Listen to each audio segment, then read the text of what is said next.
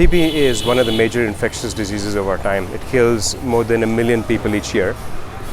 It is a highly contagious disease, which means that if I have TB and I'm standing near you and I cough or sneeze, chances are I've given you TB. So it's not surprising that in places that are crowded and unventilated, TB spreads very easily. I'm talking to you from a typical lower income neighborhood in New Delhi, the capital of India.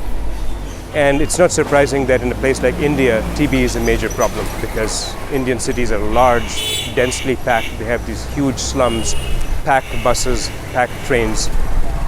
What we'll do is spend time today with an NGO here called Operation Asha, which has been working a lot over the last few years to fight TB in New Delhi and beyond. TB devastates the body in more than one ways. Basically, the bacteria is there in the air. It's hovering in the air all around us and we breathe it in. So it enters the lungs, and that is called pulmonary tuberculosis. Once it enters the lungs and gets a foothold there, then the patient becomes very sick. The patient cannot go to work. He is coughing. Sooner or later he starts coughing up blood. There's low-grade fever, weight loss, loss of appetite. There's so many symptoms that happen to the body. Ultimately, without treatment, patients manage to live for some time. Sooner or later they will die. But before dying, they infect others, especially those that are breathing out, those that have got bacteria in the lungs. They infect 12 to 15 patients every year if they are not treated. So imagine one patient infecting 12 every year and those 12 infecting 12 more. So the numbers increase in geometric progression. And that is how we have 9 million new cases in the world every year. Pulmonary TB is contagious because the bacteria are growing and multiplying in the lungs. And when a patient breathes out or coughs or sneezes, then these bacteria come out and they spread in the air. These come out both as droplets that fall to the ground and droplet nuclei that remain suspended in the air for a long time. And these are the culprits. These are the ones that can infect others. So think of people who live in closed environments. Imagine a family of 6 living in a room 6 feet by 4 feet. If one has TB, they all will have TB because of the bacteria circulating in the air. Diagnosis of TB is fairly straightforward, but it has challenges. If a patient is coughing up or breathing out bacteria, then a small sputum sample will show the bacteria. All you need to do is a simple microscopy test, but challenges are aplenty. Sometimes a patient might not cough up enough sputum, especially children. Then HIV patients, they don't create sputum. Again, the diagnosis is a challenge. So basic TB cases are treated by 6 months treatment. Unfortunately, 6 months is too long for these patients. The biggest challenge is the long duration and the fact that the patients are not given the medicines to keep at home.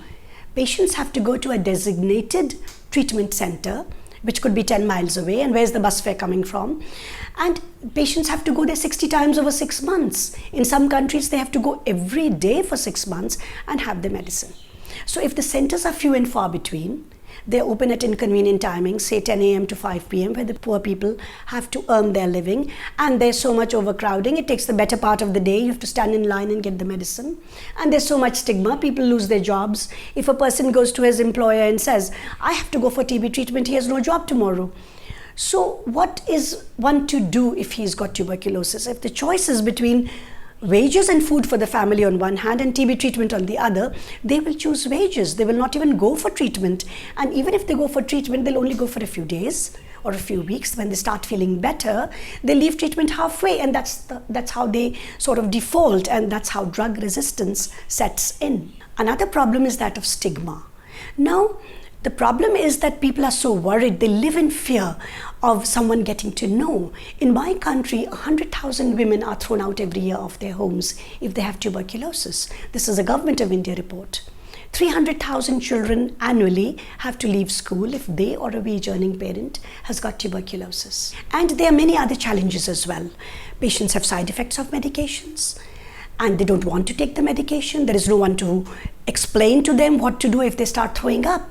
Another issue, especially in the developing world, is that of malnutrition, because symptoms of malnutrition mimic those of tuberculosis. If you see a child with malnutrition and there's another child of tuberculosis, they look alike. Their signs and symptoms are very similar. There's a lot of confusion in the diagnosis, and very often they have both together. because one leads to another. So malnutrition lowers immunity and can lead to tuberculosis, which leads to a loss of appetite, and that leads to malnutrition. So whole thing is a vicious cycle that goes on and on. Diagnosis is not easy. As far as TB is concerned, things are not very optimistic right now. Things have actually gone from bad to worse. In spite of there being so much funding in TB, the World Bank has given close to $370 million to India alone for tuberculosis in the past 10 years. The Global Fund has again given millions and millions. I still see TB as a very big problem. In spite of everyone being focused now on TB, and people now know that drug-resistant TB will be the new plague. It can wipe out millions. We have no cure for some of the drug-resistant forms.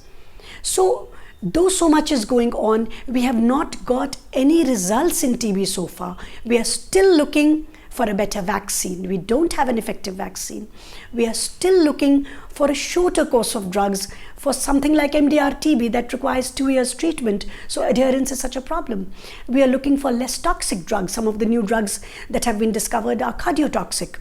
A lot of research needs to be done. Drug-resistant TB is a very, very big problem all over the world.